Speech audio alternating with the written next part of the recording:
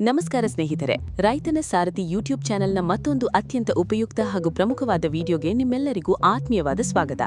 ಇಂದಿನ ಈ ವಿಶೇಷ ವಿಡಿಯೋದಲ್ಲಿ ನಾವು ರಾಜ್ಯದ ಲಕ್ಷಾಂತರ ತಾಯಂದಿರಿಗೆ, ಗೃಹಿಣಿಯರಿಗೆ ಹಾಗೂ ಸಹೋದರಿಯರಿಗೆ ಅತ್ಯಂತ ಮುಖ್ಯಾಂಶವಾಗಿರುವ ಗೃಹಲಕ್ಷ್ಮಿ ಯೋಜನೆಯ ಪ್ರಸ್ತುತ ಸ್ಥಿತಿಗತಿಗಳ ಬಗ್ಗೆ, 31ನೇ ಕಂತಿನ ಹಣದ ಬಿಡುಗಡೆಯ ಬಗ್ಗೆ, ಬ್ಯಾಂಕ್ ಖಾತೆಗೆ ಹಣ ಜಮೆಯಾಗುವಲ್ಲಿ ಆಗುತ್ತಿರುವ ವಿಳಂಬದ ನಿಜವಾದ ಕಾರಣಗಳ ಬಗ್ಗೆ ಹಾಗೂ ಪ್ರಸ್ತುತ ಸೋಷಿಯಲ್ ಮೀಡಿಯಾದಲ್ಲಿ ವ್ಯಾಪಕವಾಗಿ ಹರಿದಾಡುತ್ತಿರುವ ವದಂತಿಗಳ ಸತ್ಯಾಸತ್ಯತೆಯ ಬಗ್ಗೆ ಅತ್ಯಂತ ವಿಸ್ತಾರವಾಗಿ ಮತ್ತು ಸ್ಪಷ್ಟವಾಗಿ ತಿಳಿದುಕೊಳ್ಳೋಣ. ಸ್ನೇಹಿತರೆ, ರಾಜ್ಯ ಸರ್ಕಾರವು ಗೃಹಲಕ್ಷ್ಮಿ ಯೋಜನೆಯಡಿ ಪ್ರತಿ ತಿಂಗಳು ನೀಡುವ 2,000 ರೂಪಾಯಿ ನೆರವು ಲಕ್ಷಾಂತರ ಬಡ ಕುಟುಂಬಗಳ ನಿರ್ವಹಣೆಗೆ ಅತ್ಯಂತ ಆಸರೆಯಾಗಿದೆ ಎನ್ನುವುದರಲ್ಲಿ ಯಾವುದೇ ಸಂಶಯವಿಲ್ಲ.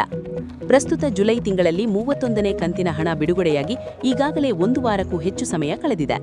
ಜುಲೈ 17ನೇ ತಾರೀಕಿನಂದು ಸರ್ಕಾರವು ಅಧಿಕೃತವಾಗಿ 31ನೇ ಕಂತಿನ ಹಣವನ್ನು ಬಿಡುಗಡೆ ಮಾಡಲು ಚಾಲನೆ ನೀಡಿತು. ಆದರೆ ಹಣ ಬಿಡುಗಡೆಯಾಗಿ ಹಲವು ದಿನಗಳು ಕಳೆದಿದ್ದರೂ ಸಹ ಇಂದಿಗೂ ಸಹ ರಾಜ್ಯದ ಲಕ್ಷಾಂತರ ಗೃಹಲಕ್ಷ್ಮಿಯರ ಬ್ಯಾಂಕ್ ಖಾತೆಗೆ ಈ 2,000 ರೂಪಾಯಿ ಹಣ ತಲುಪಿಲ್ಲ.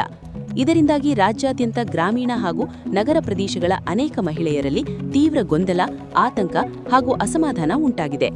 ನಮ್ಮ ಚಾನೆಲ್ನಲ್ಲಿ ಅನೇಕರು ಕಮೆಂಟ್ ಮಾಡಿ ಕೇಳುತ್ತಿದ್ದಾರೆ, ನಮ್ಮ ಪಕ್ಕದ ಮನೆಯವರಿಗೆ ಹಣ ಬಂದಿದೆ, ಆದರೆ ನಮಗೆ ಇನ್ನೂ ಬಂದಿಲ್ಲ. ನಮಗೆ ಇನ್ಮುಂದೆ ಹಣ ಸಿಗುವುದಿಲ್ಲವೇ ಅಥವಾ ನಮ್ಮ ಕಾರ್ಡ್ ರದ್ದಾಗಿದೆಯೇ ಎಂದು ಆತಂಕದಿಂದ ಪ್ರಶ್ನೆ ಮಾಡುತ್ತಿದ್ದಾರೆ.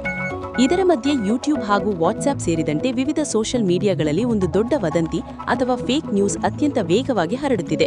ಏನೆಂದರೆ, ಯಾರೆಲ್ಲ ನ್ಯಾಯಬೆಲೆ ಅಂಗಡಿಯಲ್ಲಿ ಅಂದರೆ ರೇಷನ್ ಡಿಪೋದಲ್ಲಿ ರೇಷನ್ ಪದಾರ್ಥಗಳನ್ನು ಪಡೆಯುವಾಗ ಹೆಬ್ಬೆಟ್ಟು ಅಂದರೆ ಥಂಬ್ ನೀಡಿದ್ದಾರೋ ಅವರಿಗೆ ಮಾತ್ರ ಗೃಹಲಕ್ಷ್ಮಿಯ 31ನೇ ಕಂತಿನ 2,000 ರೂಪಾಯಿ ಹಣ ಬಂದಿದೆ. ಯಾರು ರೇಷನ್ ಪಡೆಯದೆ ಹೆಬ್ಬೆಟ್ಟು ಕೊಟ್ಟಿಲ್ಲವೋ ಅವರಿಗೆ ಇನ್ಮುಂದೆ ಗೃಹಲಕ್ಷ್ಮಿ ಹಣ ಬರುವುದಿಲ್ಲ ಎನ್ನುವ ಸುದ್ದಿಯನ್ನು ಬಿತ್ತರಿಸಲಾಗುತ್ತಿದೆ. ಸ್ನೇಹಿತರೆ, ರೈತನ ಸಾರಥಿ ಚಾನೆಲ್ ಮೂಲಕ ನಾವು ನಿಮಗೆ ಸ್ಪಷ್ಟವಾಗಿ ಹಾಗೂ ಖಚಿತವಾಗಿ ತಿಳಿಸಲು ಬಯಸುವುದೇನೆಂದರೆ, ಈ ರೀತಿ ಹರಡುತ್ತಿರುವ ಸುದ್ದಿ ಸಂಪೂರ್ಣವಾಗಿ ಸುಳ್ಳು, ಆಧಾರರಹಿತ ಹಾಗೂ ಫೇಕ್ ನ್ಯೂಸ್ ಆಗಿದೆ. ರಾಜ್ಯ ಸರ್ಕಾರವಾಗಲಿ ಅಥವಾ ಮಹಿಳಾ ಮತ್ತು ಮಕ್ಕಳ ಕಲ್ಯಾಣ ಇಲಾಖೆಯಾಗಲಿ ಎಲ್ಲೂ ಕೂಡ ರೇಷನ್ ಪಡೆದು ಹೆಬ್ಬೆಟ್ಟು ಕೊಟ್ಟರೆ ಮಾತ್ರ ಗೃಹಲಕ್ಷ್ಮಿ ಹಣ ನೀಡಲಾಗುವುದು ಎಂದು ಹೇಳಿಲ್ಲ. ಗೃಹಲಕ್ಷ್ಮಿ ಯೋಜನೆಯು ಕಾಂಗ್ರೆಸ್ ಸರ್ಕಾರದ ಪಂಚ ಗ್ಯಾರಂಟಿಗಳಲ್ಲಿ ಅತ್ಯಂತ ಪ್ರಮುಖ ಯೋಜನೆಗಳಲ್ಲಿ ಒಂದಾಗಿದ್ದು, ರಾಜ್ಯದ ಅರ್ಹ ಎಪಿಎಲ್ ಹಾಗೂ ಬಿಪಿಎಲ್ ಕಾರ್ಡ್ ಹೊಂದಿರುವ ಕುಟುಂಬದ ಯಜಮಾನಿಗೆ ನೀಡಲಾಗುತ್ತಿರುವ ಯೋಜನೆಯಾಗಿದೆ. ರೇಷನ್ ತಗೊಳ್ಳುವುದು ಅಥವಾ ತಗೊಳ್ಳದಿರುವುದು ಗೃಹಲಕ್ಷ್ಮಿ ಹಣ ಬರುವುದಕ್ಕೆ ಯಾವುದೇ ರೀತಿಯ ಮಾನದಂಡವಾಗಿಲ್ಲ. ಆದ್ದರಿಂದ ಇಂತಹ ವದಂತಿಗಳನ್ನು ಅಥವಾ ಫೇಕ್ ನ್ಯೂಸ್ಗಳನ್ನು ನಂಬಿ ಯಾವುದೇ ಕಾರಣಕ್ಕೂ ತಲೆಕೆಡಿಸಿಕೊಳ್ಳಬೇಡಿ.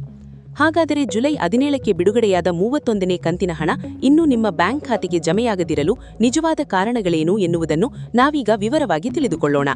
ಸ್ನೇಹಿತರೆ, ಪ್ರಸ್ತುತ ರಾಜ್ಯಾದ್ಯಂತ ಗೃಹಲಕ್ಷ್ಮಿ ಯೋಜನೆಯ ಫಲಾನುಭವಿಗಳ ಪಟ್ಟಿಯಡಿ ಭಾರೀ ಪ್ರಮಾಣದ ಮರುಪರೀಕ್ಷಣೆ ಅಥವಾ ಸಿಸ್ಟಮ್ ಅಪ್ಡೇಟಿಂಗ್ ಪ್ರಕ್ರಿಯೆ ನಡೆಯುತ್ತಿದೆ.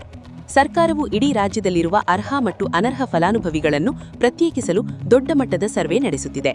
ಈ ಪರಿಷ್ಕರಣೆಯ ಸಮಯದಲ್ಲಿ ದುರದೃಷ್ಟವಶಾತ್ ನಿಧನರಾದ ಮಹಿಳೆಯರ ಹೆಸರುಗಳು, ತಾಂತ್ರಿಕ ದೋಷದಿಂದಾಗಿ 2 ಬಾರಿ ನೋಂದಣಿಯಾಗಿದ್ದ ಹೆಸರುಗಳು, ಇನ್ಕಮ್ ಟ್ಯಾಕ್ಸ್ ಅಂದರೆ ಆದಾಯ ತೆರಿಗೆ ಪಾವತಿಸುತ್ತಿರುವ ಕುಟುಂಬಗಳು ಹಾಗೂ ಜಿಎಸ್ಟಿ ಪಾವತಿದಾರರ ಖಾತೆಗಳನ್ನು ಸಾಫ್ಟ್ವೇರ್ ಮೂಲಕ ಗುರುತಿಸಿ ಪಟ್ಟಿಯಿಂದ ತೆರವುಗೊಳಿಸಲಾಗುತ್ತಿದೆ. ಈಗಾಗಲೇ ಸುಮಾರು 2 ರಿಂದ 3 ಲಕ್ಷ ಅನರ್ಹರನ್ನು ಈ ಯೋಜನೆಯ ಪಟ್ಟಿಯಿಂದ ಡಿಲೀಟ್ ಮಾಡಲಾಗಿದೆ. ಈ ತಾಂತ್ರಿಕ ಪರೀಕ್ಷಣೆ ಹಾಗೂ ಸಾಫ್ಟ್ವೇರ್ ಅಪ್ಡೇಷನ್ ಪ್ರಕ್ರಿಯೆ ಹಿನ್ನೆಲೆಯಲ್ಲಿ ಬ್ಯಾಂಕ್ಗಳಿಗೆ ಹಣ ವರ್ಗಾವಣೆಯಾಗುವ ಪ್ರಕ್ರಿಯೆ ಕೊಂಚ ನಿಧಾನವಾಗಿದೆ. ಜುಲೈ 17ಕ್ಕೆ ಬಿಡುಗಡೆಯಾದ 31ನೇ ಕಂತಿನ ಹಣವು ಇದುವರೆಗೂ ರಾಜ್ಯದ ಒಟ್ಟು ಫಲಾನುಭವಿಗಳಲ್ಲಿ ಕೇವಲ 30% ರಿಂದ 35% ಜನರಿಗೆ ಮಾತ್ರ ತಲುಪಿದೆ. ಇನ್ನುಳಿದ 65% ಗೃಹಲಕ್ಷ್ಮಿಯರಿಗೆ ಹಣ ತಲುಪುವುದು ಬಾಕಿಯಿದೆ.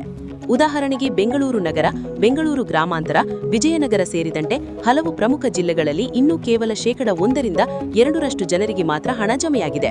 ಆದ್ದರಿಂದ ನಿಮ್ಮ ಜಿಲ್ಲೆಗೆ ಅಥವಾ ನಿಮ್ಮ ತಾಲೂಕಿಗೆ ಹಣ ಬಿಡುಗಡೆಯಾಗುವ ಹಂತದಲ್ಲಿದೆ.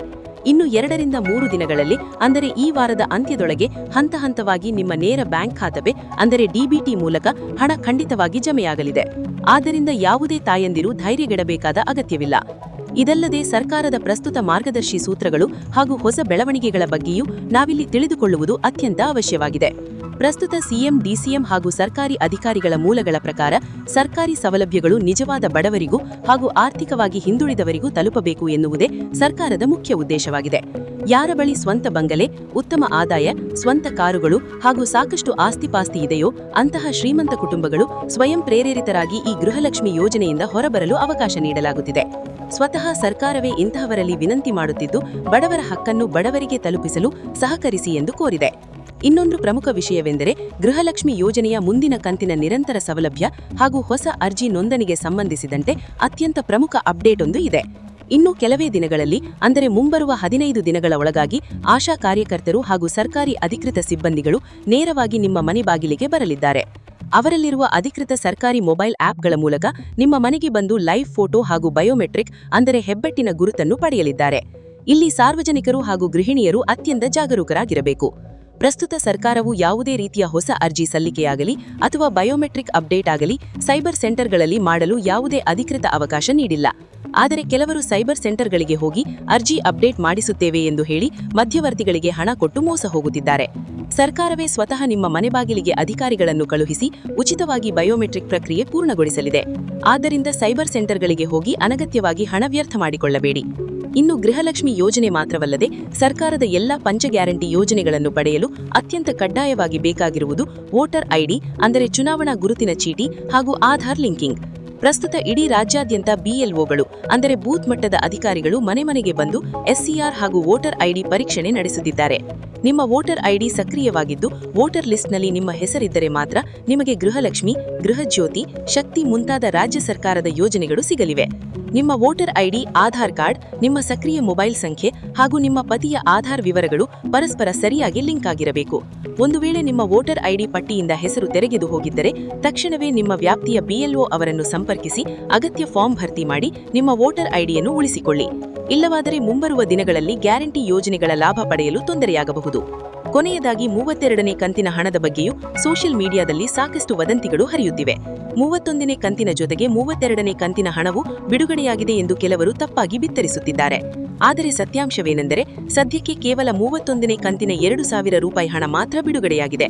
ಈ 31ನೇ ಕಂತಿನ ಹಣವು ಸಂಪೂರ್ಣವಾಗಿ ರಾಜ್ಯದ ಎಲ್ಲ ಅರ್ಹ ಫಲಾನುಭವಿಗಳ ಖಾತೆಗೆ ತಲುಪಿದ ನಂತರವಷ್ಟೇ ಸರ್ಕಾರವು 32ನೇ ಕಂತಿನ ದಿನಾಂಕವನ್ನು ಅಧಿಕೃತವಾಗಿ ಪ್ರಕಟಿಸಲಿದೆ.